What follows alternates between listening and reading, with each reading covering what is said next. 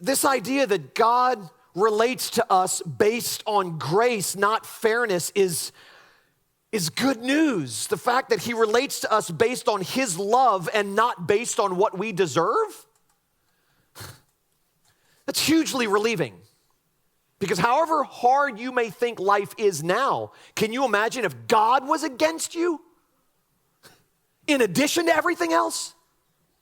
If God was actively going after you to pay you back every time you screw up in thought, word, or deed by doing certain things or failing to do certain things?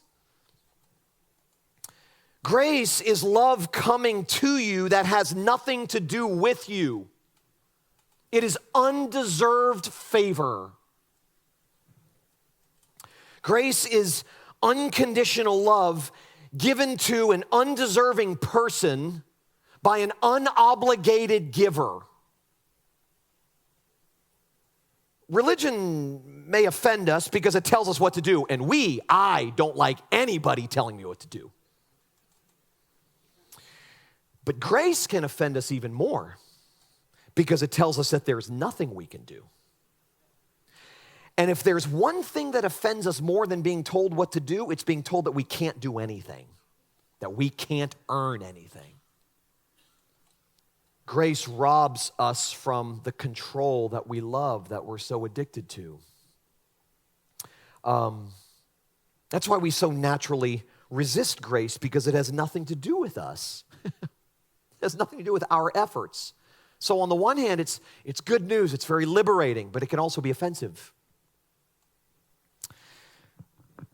The point is not that we should sin more, okay? Paul addresses that in Romans.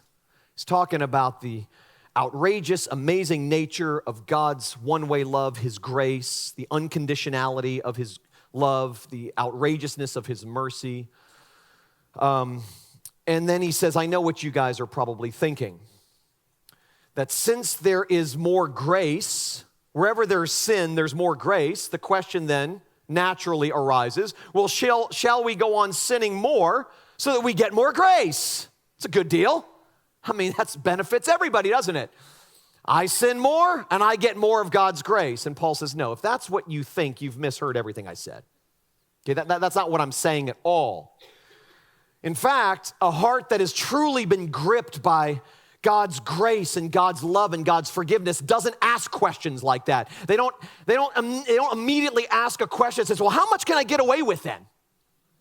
Rather, what they say, their hearts are so gripped by the fact that God has loved them at their worst and that he hasn't turned his face away from them at their worst. And their response is, take my life and let it be consecrated, Lord, to thee. Take my moments and my days, let them flow in ceaseless praise.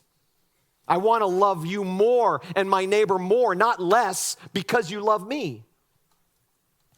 So the point here is not, we should go out and sin more. The point is that we should lay down our silly insistence that our good behavior and rule keeping obligates God to throw us a party. That's what I'm saying.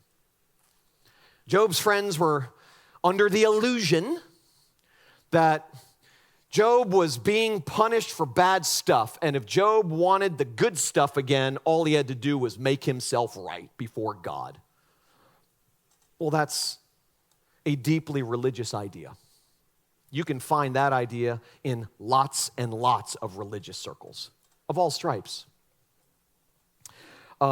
See, God's love for us and his acceptance of us is an undeserved gift, pure and simple. Grace is the gift that has no strings attached. It's one-way love. Well, the gospel of grace announces that Jesus came to give rest to our efforts at trying to earn love and favor by what we do. Because of what Jesus has done for you, you no longer have to live your life to get accepted. You live your life as one who is already accepted.